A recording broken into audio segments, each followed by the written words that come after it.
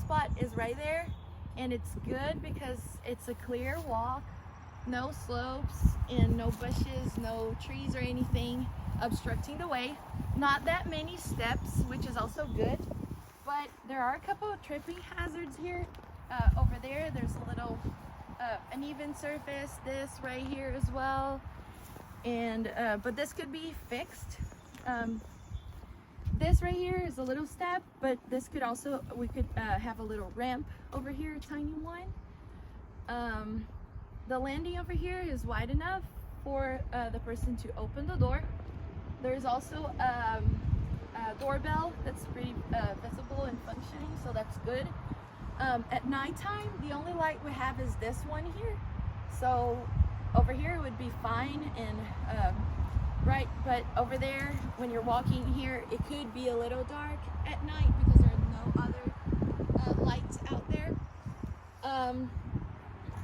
While opening the door here, it could be nice to have a little handrail, a little rail here on the side. So if she was to open it, she wouldn't like step out here on accident. The doors open pretty easily, but the door has this little breaker thing here that it could be nice to remove it because it keeps pulling the door back closed, and that could be hard with the person like maneuvering the walker plus the door. So it would be a good idea to get rid of that so the door would stay open once open. This step right here, it's not too big, but it is kind of wide going in the house, so it could be a nice idea to also have another little ramp here. For the inside of the house for a bariatric patient, we have already measured how wide the door frame is, and it would fit a device, but I would recommend to get rid of some of these plants and stuff that is on the way. Also, we have this carpet / rug that I would recommend either taking it just completely out of the way or taping the corners so it's not a tripping hazard.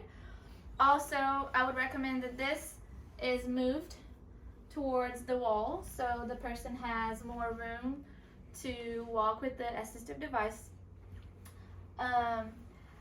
This is a very good couch for a bariatric patient because it's very comfortable. There's an armrest. If they need to stand up, they could use their armrest.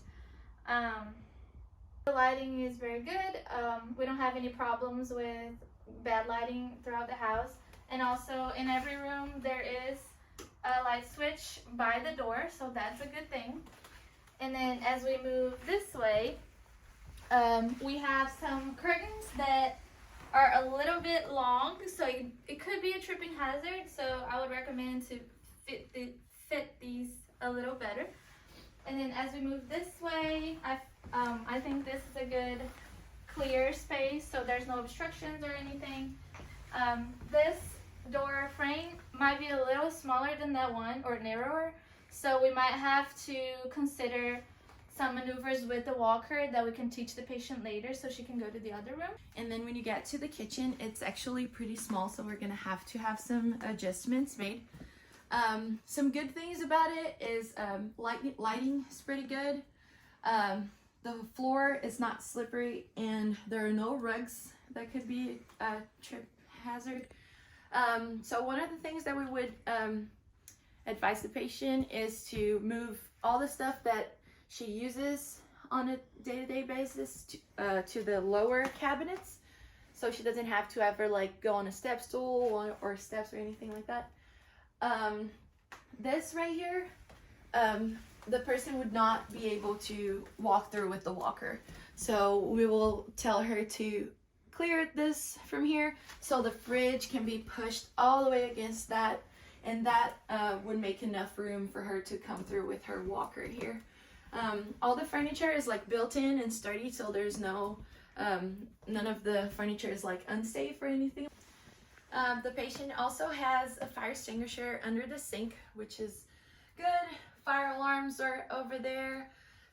One recommendation would be to add emergency phone numbers to have on the fridge that could be easily accessed. Now, if you follow me to the bedroom, we have this door over here that wouldn't allow a walker to go through.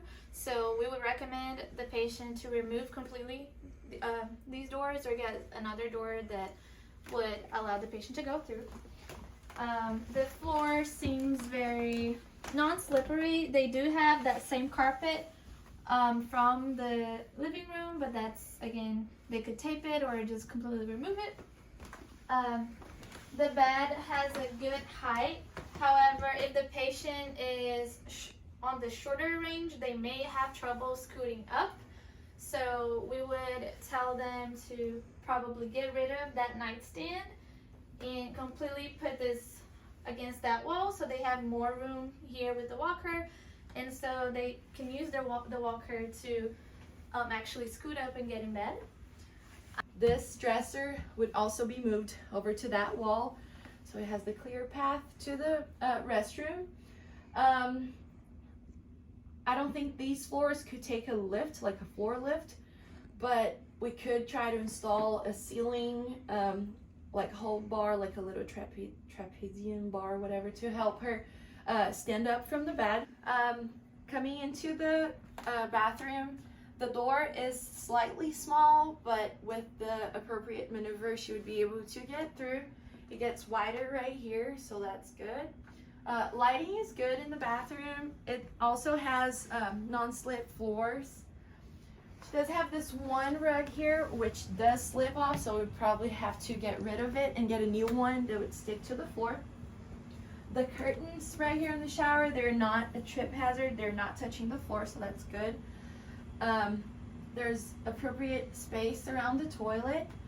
This person would probably need a shower chair so that she can sit over here, swing her legs over inside the shower, the tub, and scoot in. This is pretty sturdy. She can use the counters for support if needed.